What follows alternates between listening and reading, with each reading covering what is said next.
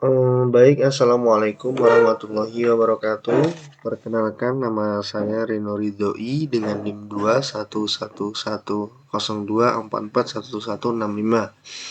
Di sini, kami dari kelompok 3 akan menjelaskan materi modul dari bab 1 sampai bab 5 sebagai pemenuhan tugas UTS kelompok, yang mana tugas UTS kelompok ini dengan dosen pengampu adalah Bapak Taufik.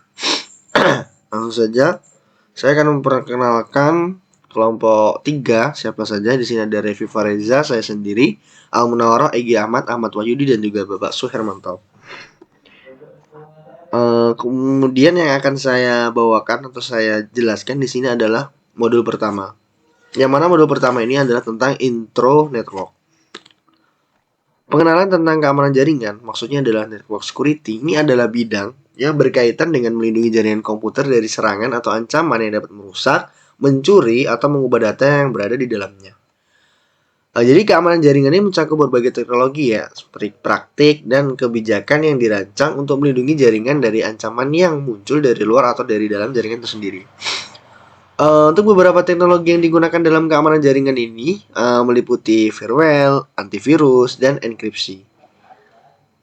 Penjelasan tentang firewall ya. Untuk firewall ini adalah alat yang digunakan untuk membatasi akses ke jaringan. Jadi sehingga hanya orang yang diizinkan yang dapat mengaksesnya. Kalau orang itu nggak diizinkan, berarti dia nggak dapat tuh mengakses jaringan itu kan. Nah, sedangkan pengertian daripada antivirus ini adalah program yang digunakan untuk memindai dan menghapus virus dan malware dari komputer atau jaringan.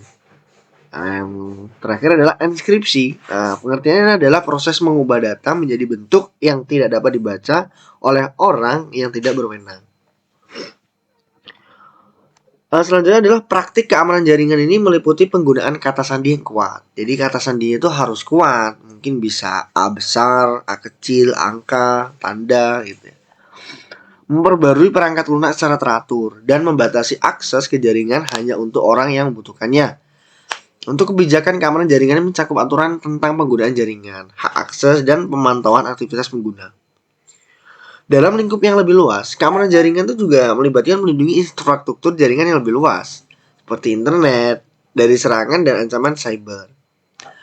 Hal ini juga melibatkan kerjasama antara organisasi publik dan swasta. Jadi ini merupakan sebuah kerjasama serta pemangku kepentingan lainnya untuk memastikan keamanan dan keamanan jaringan daripada global.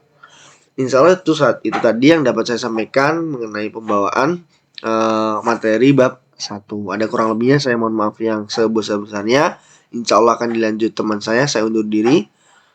Sekian, wassalamualaikum warahmatullahi wabarakatuh. Terima kasih. Oke, assalamualaikum warahmatullahi wabarakatuh. Di sini saya akan meneruskan dari teman saya. Perkenalkan, nama saya Egy Ahmad Faroji dengan NIM 21110244131. Saya akan membawa untuk kedua, network attack. Nah, untuk network attack adalah serangan jaringan.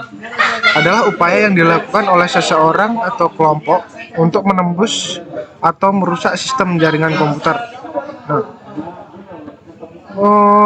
di situ dia akan merusak jaringan tersebut, kayak infrastrukturnya jaringan yang digunakan oleh suatu organisasi atau entitas. Tujuan dari serangan jaringan bisa beragam, termasuk mencuri data sensitif atau merusak atau mengganggu operasi jaringan dan mencuri identitas atau akses ke sistem. Nah, untuk beberapa jenisnya yang umum dilakukan antara lain DOS attack atau denial of service. Nah, di sini serangannya itu bertujuan untuk membuat sumber daya itu tidak tersedia untuk pengguna dengan cara mengirimkan lalu lintas yang berlebihan ke server atau jaringan sehingga membuat jaringan tidak dapat berfungsi dengan normal. Untuk kedua, MITM attack, man in the middle. Nah, serangan di mana penyerang memposisikan dirinya sebagai perantara antara dua pihak yang berkomunikasi di jaringan dan dapat mengakses atau memanipulasi data yang dikirimkan. Itu contohnya ada di gambarnya. Ketiga, malware attack. Nah, kayak di gambar, serangan ini di mana penyerang memasukkan perangkat lunak berbahaya ke dalam jaringan yang dapat merusak sistem, mencuri data atau mengambil kendali sistem. Nah, untuk itu saja yang mau saya sampaikan. Untuk selanjutnya akan diteruskan oleh teman saya. Assalamualaikum warahmatullahi wabarakatuh. Perkenalkan, nama saya Ahmad Wahyudi dengan NIM 2111102441081. Di sini saya akan melanjutkan presentasi teman saya, modul ketiga, password management. Password management adalah praktik yang dilakukan untuk mengelola dan melindungi kata sandi atau dalam kurung password yang digunakan untuk mengakses akun online atau perangkat lunak. Password manajemen meliputi beberapa praktik, termasuk pembuatan kata sandi yang kuat, pengelolaan kata sandi, dan keamanan kata sandi. Pembuatan kata sandi yang kuat melibatkan pengguna kombinasi karakter yang berbeda, termasuk huruf besar dan kecil, angka, dan simbol khusus. Kata sandi yang kuat juga harus memiliki panjang yang cukup sehingga sulit ditebak oleh pihak yang tidak berwenang. Pengelolaan kata sandi mencakup menyimpan kata sandi secara aman, mengubah kata sandi secara teratur, dan tidak menggunakan kata sandi yang sama untuk banyak akun. Ada beberapa alat pengelola kata sandi yang tersedia, seperti aplikasi khusus yang dapat membantu pengguna mengelola kata sandi mereka secara efektif. Keamanan kata sandi termasuk langkah-langkah untuk melindungi kata sandi dari penggunaan yang tidak sah, seperti menghindari penggunaan kata sandi yang sama untuk banyak akun dan menghindari penggunaan kata sandi yang mudah ditebak atau terlalu sederhana. Ini juga melibatkan penggunaan autentikasi dua faktor atau dalam kurung 2FA atau multifaktor authentication atau dalam kurung MFA untuk melindungi akun dengan menggunakan lebih dari satu metode untuk verifikasi identitas pengguna. Secara keseluruh, password manajemen sangat penting untuk menjaga keamanan akun dan melindungi data pribadi dan informasi sensitif dari akses yang tidak sah. Assalamualaikum warahmatullahi wabarakatuh. Saya Revi Fariza dengan NIM 2111024411175. Di sini saya akan menjelaskan terkait dengan TCP wrapper. TCP wrapper sendiri merupakan salah satu langkah metode filter akses control list di sistem operasi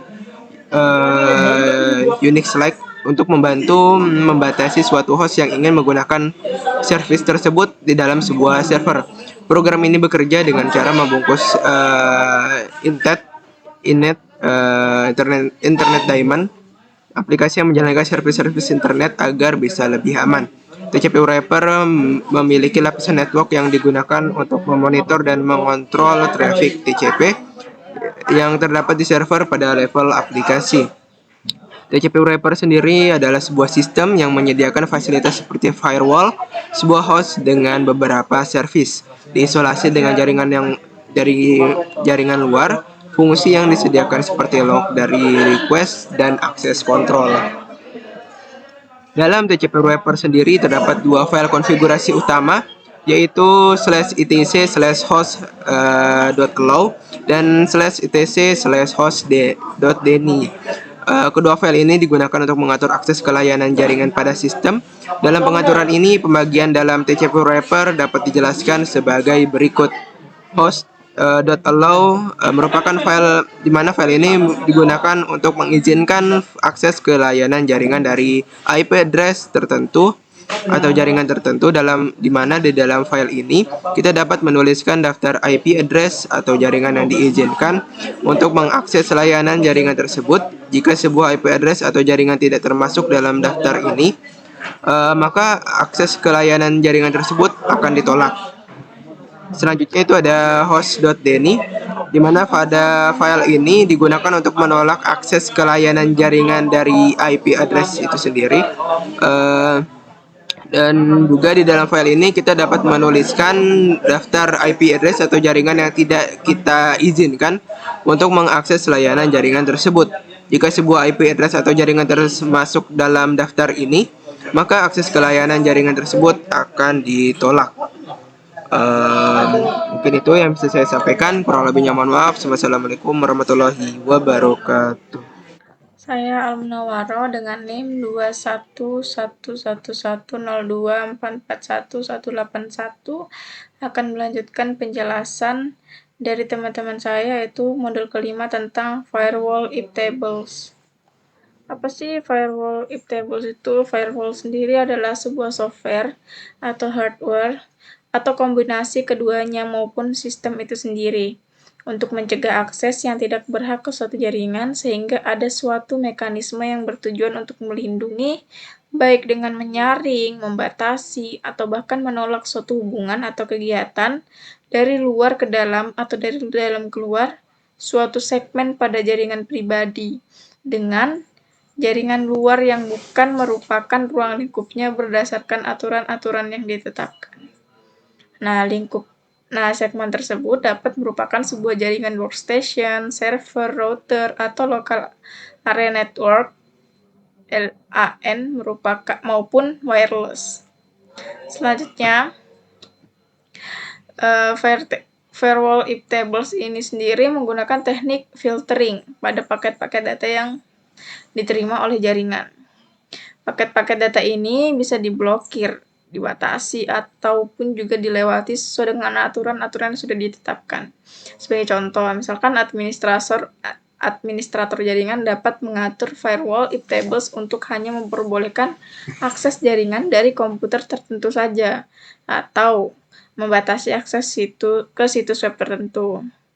If table sendiri merupakan bagian dari kernel Linux, yang berarti bahwa penggunaan firewall if tables dapat sangat cepat dan efisien, serta tidak membutuhkan sumber daya yang besar.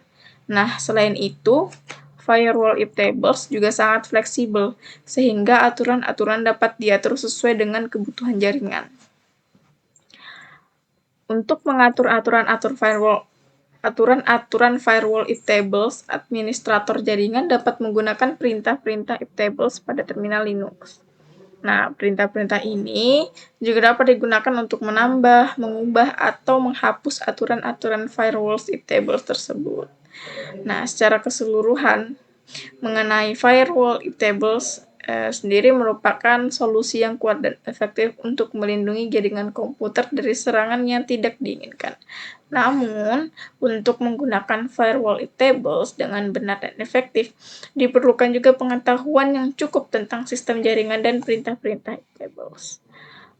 Mungkin sekian penjelasan beberapa modul dari kelompok kami, yaitu kelompok 3. Adapun kekurangan dari kami yaitu satu dari anggota kami tidak dapat menjelaskan karena ada kesibukan tersendiri. Jika ada kekurangan, mohon dimaafkan. Wassalamualaikum warahmatullahi wabarakatuh. Terima kasih.